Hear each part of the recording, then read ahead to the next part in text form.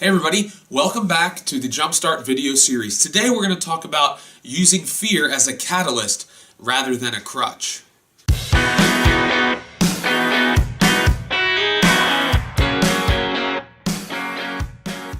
At any point during this video, you may see my cats appear on the couch next to me, and that just makes the video 10 times better. As parents, we can often go through periods of time where our children exhibit fears and phobias, and we just don't know how to handle it. We've been going through this with our youngest son recently. He's developed a fear of everything, and I mean everything. The problem is that I have no idea how to help him because it's all in his head. It's been difficult, but my wife and I have done our best to keep our kids shielded from all of the overly intense, scary cartoons, movies, video games that pass as child's entertainment these days. So when he says he's afraid of something, it seems so made up that it just gets frustrating. A scary noise in his room, a weird drawing that he saw at school, thinking that his head will fall off because he has a patch of dry skin on his neck. I kid you not, that was an actual fear that he had. The stated reasons for his fear are as endless as they are pathetic, but we're in a cycle now. He refuses to fall asleep at night, just lying there with his eyes open, conjuring up images of skeletons and other scary things that he read about in some kid's book.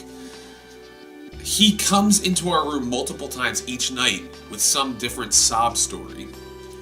My wife and I have gone weeks at a time without sound sleep.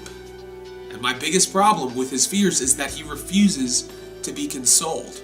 It would be one thing if he was scared and then came to us for comfort and then felt better. But instead, he simply rehashes the same thing over and over and over again. We try to alleviate his fear and comfort him, but before we even put our heads back on our pillows, he's in our room again. Which brings me to the main point of this video, and really the centerpiece of the Jumpstart video series. I hate fear. More accurately, I hate what fear does to people. It makes us irrational. Fear is a cycle that allows us to stay stuck in our wrong frame of mind. It's an emotional state that cripples us from making good choices. When we're afraid, that is the only thing that we think about, and we can't imagine that we will ever be able to overcome our fears. So many people know what they want out of life, but fear keeps them from pursuing it. Fear of other people's opinions, fear of failure, fear of change, fear of the unknown. FOMO, fear of missing out, fear of being let down, maybe the thing that we've been putting all of our hope and trust in. We're afraid to pursue it because it may not live up to those expectations. The list of phobias that people exhibit is staggering, and I'm sure that there are new items being added to the list daily. I wonder what you would call the fear of your head falling off due to a patch of dry skin on your neck. Whatever that phobia is called, let me know, because that's what my son has apparently.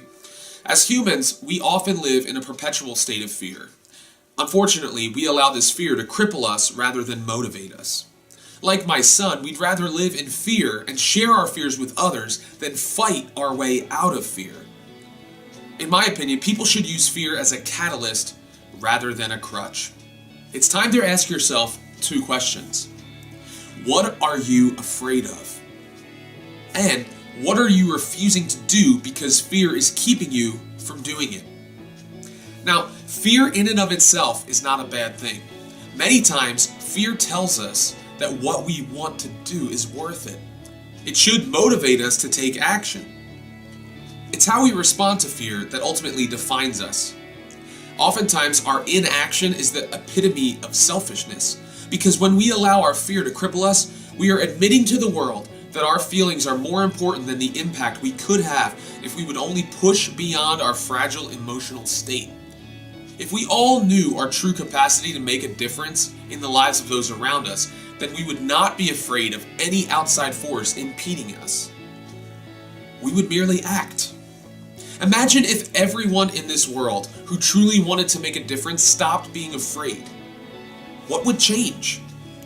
Instead, we use fear to stay in our protective bubbles, detached from any greater purpose, isolating ourselves from the world because in our minds there is too much at stake if I really put myself out there. But what if instead of being afraid of pursuing our dreams, we redefined our fear? That's what I was able to do, and what everyone needs to do if they're ever going to pursue their dream. The fear that motivated me is the fear of getting to the end of my life having not accomplished what I was put on this earth to do. That scary thought certainly keeps me from being stagnant and sedentary on my journey. It motivates me to try hard things, to exhaust every avenue and use every tool at my disposal in order to accomplish my goal.